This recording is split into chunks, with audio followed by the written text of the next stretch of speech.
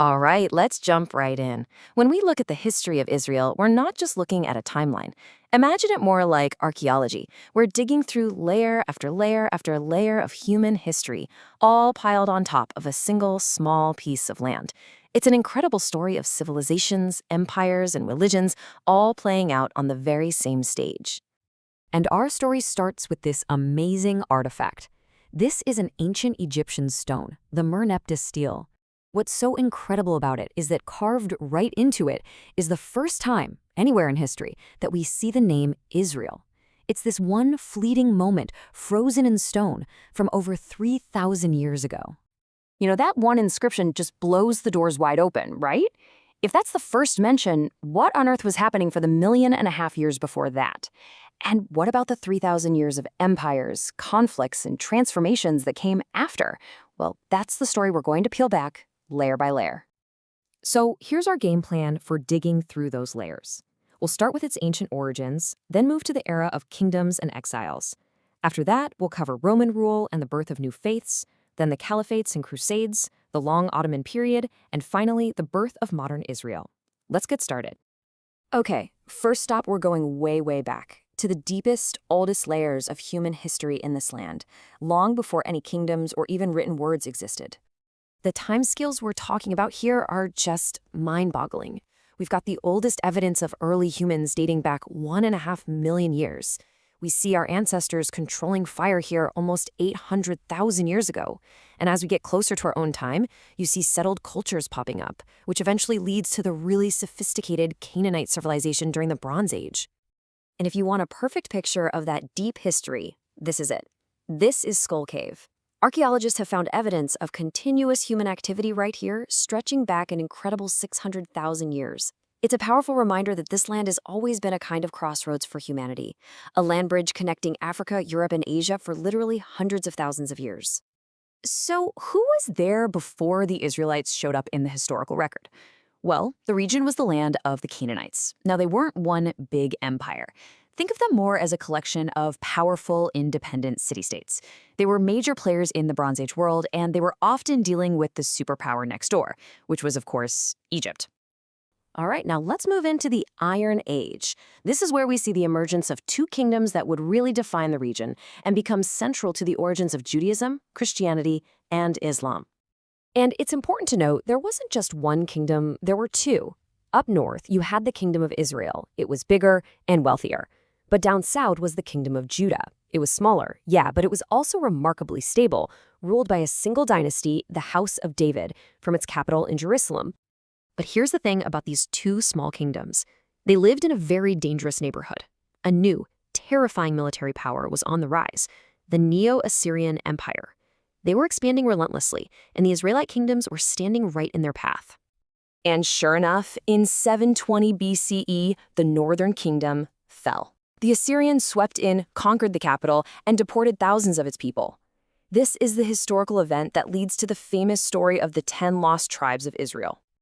Now, for a while, the southern kingdom of Judah managed to hang on, but empires rise and fall, and a new one, the Neo-Babylonians, replaced the Assyrians and, well, history repeated itself.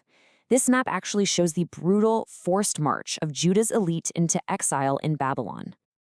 Then we get to 586 BCE, a hugely important year.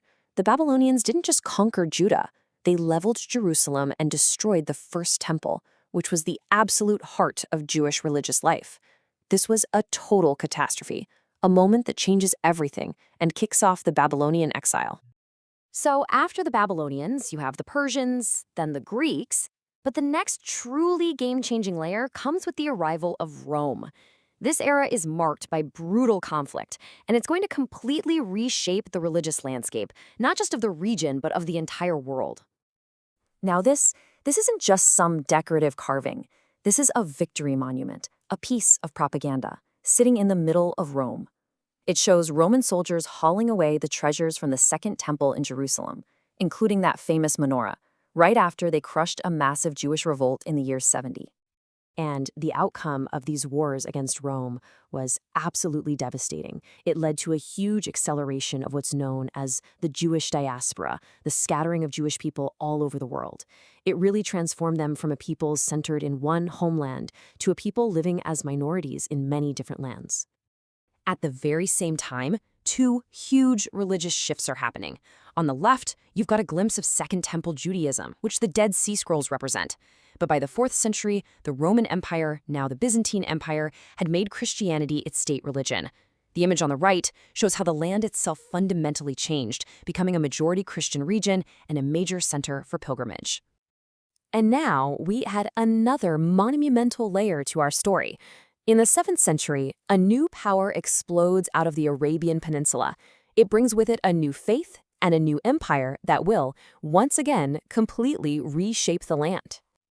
After the Muslim conquest of Jerusalem, the Umayyad Caliphate built these two stunning structures, the Dome of the Rock and the Al-Aqsa Mosque. And where did they build them? Right on top of the Temple Mount, the very site of the destroyed Jewish temples.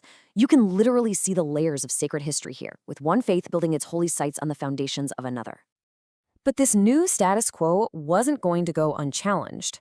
Starting in 1099, huge armies of European Christians launched the Crusades. They actually captured Jerusalem and set up their own kingdom. And for the next couple hundred years, this sparked an intense back-and-forth conflict between Christian and Muslim powers for control of the Holy Land. After the Crusades, the region was ruled by a series of Muslim dynasties. This all culminated in a period of incredible stability under one empire that would last for 400 years before giving way to some of the fastest, most dramatic changes the land had ever seen. So just to quickly recap that flow of power, after the Crusaders, you had Saladin's Ayyubids, then the Mamluks, who are famous for stopping the Mongol invasion. But the real long-haul players were the Ottomans, who took control in the 16th century. Their empire ruled the region for 400 years, shaping everything right up until World War I. And that brings us to our final, most recent layer, the incredibly turbulent and fast-paced 20th century. When the Ottoman Empire collapsed after World War I, it left a huge power vacuum, and a series of events began to unfold with breathtaking speed, completely redrawing the map. And the pace of change here is just staggering. It all kicks off in 1917 with Britain's Balfour Declaration. That leads to the official British Mandate in 1922, which was a period of intense, rising tensions. By 1947, the newly formed United Nations proposes splitting the land, and just a few months later, in May of 1948, the State of Israel declares independence, and a regional war breaks out immediately. So from prehistoric humans to Canaanite cities, Israelite kingdoms, Roman provinces, caliphates, Crusader states, Ottoman districts, and now modern Israel, the layers just keep getting added. It makes you wonder, doesn't it? What will the next layer of history written on this ancient and deeply contested land actually look like?